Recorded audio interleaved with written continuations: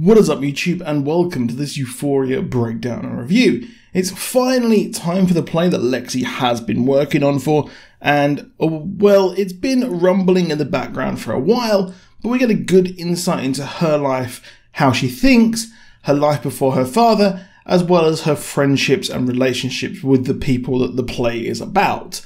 It pretty much follows two stories, following her friendship with Rue, how when they entered high school it completely fell apart, and Rue started taking drugs to cope with the death of her father, as the drugs make her kind of lose control of her brain, which she liked, but Lexi didn't like them as she likes to have control with everything. She's very poised and pulled together, which is probably why she's so attracted to Fez, as he is, well, the complete opposite of her.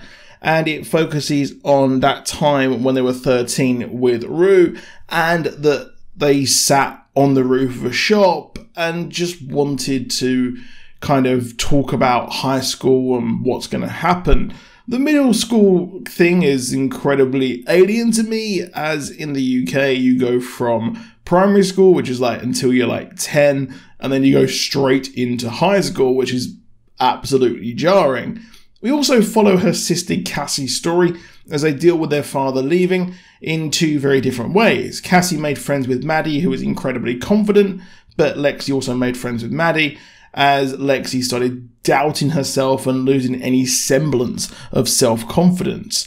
It must be very jarring to see a play about yourself as her friends sit in the audience. As Fez said, it depends on what the play is about, but it is broadcasting their lives and the origins of their crises that they're going through now, which we see Cassie and Nate's situation featuring fever pitch, as Maddie is irate that Cassie is with Nate. She's always been the sidekick to Maddie, and she loves being loved due to her father leaving, which gave her that trauma, and her sister obviously dealt with it in a different way. Cassie is always trying to do the right thing, trying to be the good friend, but she's done the wrong thing for once, and well, that was an astronomically bad one. Of course, they weren't together, but there is the whole idea of getting with your best friend's ex, which is, that's not the thing there, to be honest. But he seems to treat her better, I think, than her last boyfriend. Probably not, to be honest. They're probably equally as pretty rubbish in their both ways. But, well, she gives herself to Nate fully, and those being together here, she probably thinks it's the best thing for her being with him, but she wanted to get out, and once she's ahead of her friends, when she's at the top of the table, so to speak, she's actually lost all of her friends. We also have the Rue-Jules story rumbling as well in the background as they keep seeing each other, but that relationship is fully done forever after the failed intervention. We haven't seen Elliot for a while, but I think the ship has sailed for that relationship there, as Rue talks to her mum about her problems, and it seems she's given up as she doesn't want to lose two daughters, and Rue's sister is being heavily affected as the former good student is getting detention and bad grades, as well as barely sleeping. We also have the issue with the trap house, as Fez is about to leave for the play, and Ashtray seems to know what these two people are doing, and it seems like he's going to kill another two people as well, as they are at risk of ruining the two brothers' lives. Over the course of the episode, we do cut to Nate, who is imagining, or I'm not sure, but this scene was bad. Or not bad, but it was just like really something I did not expect.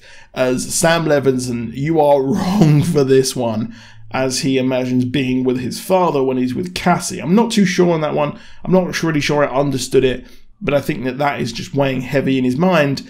And we also see Jules burn the disc that shows the thing on there. So our boy Cal is in the clear, but I wonder if Nate has something up his sleeve to take out his father once and for all, so he doesn't risk his future business there.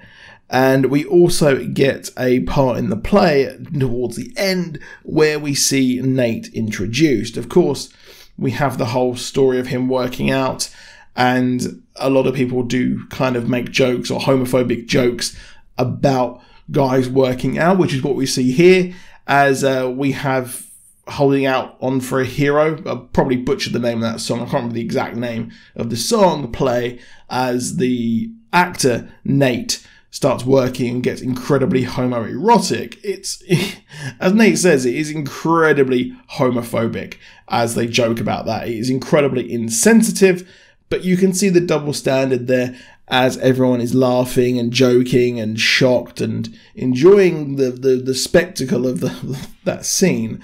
So it's implied that he might be gay in an interpretive dance there, but the people have no idea that, one, his backstory, two, this is kind of the story of his dad and his friend, and three, he is the one person who cannot take a joke, as everyone laughs at him, and four, like I said, it's incredibly homophobic, leading him to be done with Cassie, as Lexi is her sister. We then see Cassie go and look at her sister with somewhat of an angry eye.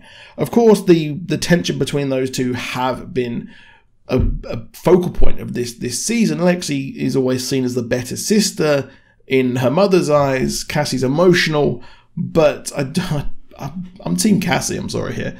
Now, one thing I find really weird is how sidelined Kat has been. She had a thoroughly interesting story as she's following her friends down the dark path of just being an absolute awful person.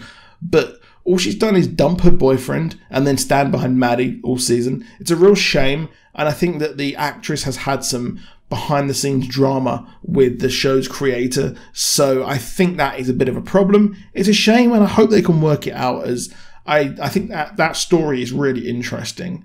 But there's been a lot of stories going on at once, so I've enjoyed the season. It's felt a bit more kind of full-on than the previous season, and certainly more than the specials, but I've enjoyed it. We've got the finale next week, I believe. So that is it for this video. Please drop a like if you enjoyed it. Do subscribe with notifications on. I'll see you soon, and goodbye.